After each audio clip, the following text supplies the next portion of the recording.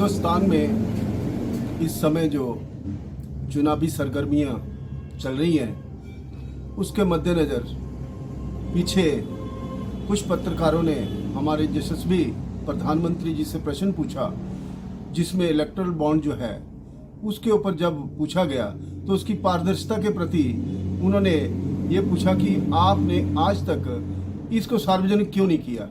तो अपनी प्रतिक्रिया देने की बजाय उनके ऊपर प्रश्न करना, ये तो ऐसे लगता है जैसे डिक्टेटरशिप की बात है। इलेक्टोरल बॉन्ड में ये संदेह के घेरे में इसलिए आता है कि जितना भी पैसा जो एसबीआई के इलेक्टोरल बॉन्ड के माध्यम से भारतीय जनता पार्टी को मिला, उसमें 80% की जो हिस्सेदारी थी वो भारतीय जनता पार्टी को गई। ये संदेह के घेरे में इसलिए भी आता है कि इसको सार्वजनिक करना, जब ये कहते हैं कि हम पारदर्शिता के आधार पर सरकार चला रहे हैं, तो इसको भी आम जनमानस में क्यों नहीं बताया गया।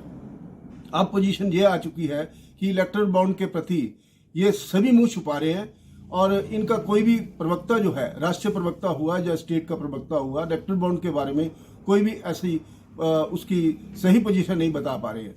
क्योंकि ये जो इलेक्टोरल बॉन्ड है ये हमारे आगामी चुनावों में सबसे बड़ा मुद्दा होगा और इसके प्रति जब इनसे जो इनका जितना भी जो तंत्र है इस समय, ये इलेक्टोरल बॉन्ड के माध्यम से ये इसका दुरुपयोग किया जा रहा है और इस धन का दुरुपयोग जो है वो राष्ट्रीय धन का भी दुरुपयोग है। अब ये हमारे हिमाचल प्रदेश की बात ले लीजिए, इन्होंने 3 जो सरकारें हैं वो इस चंदे के माध्यम से ही गिराई हैं।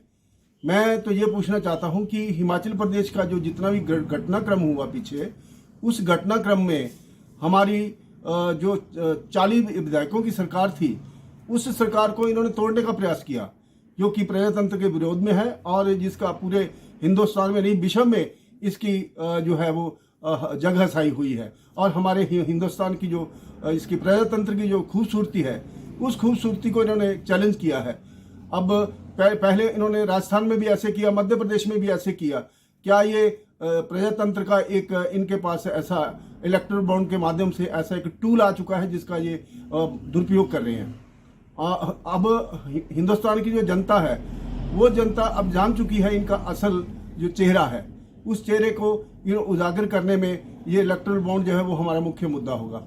धन्यवाद।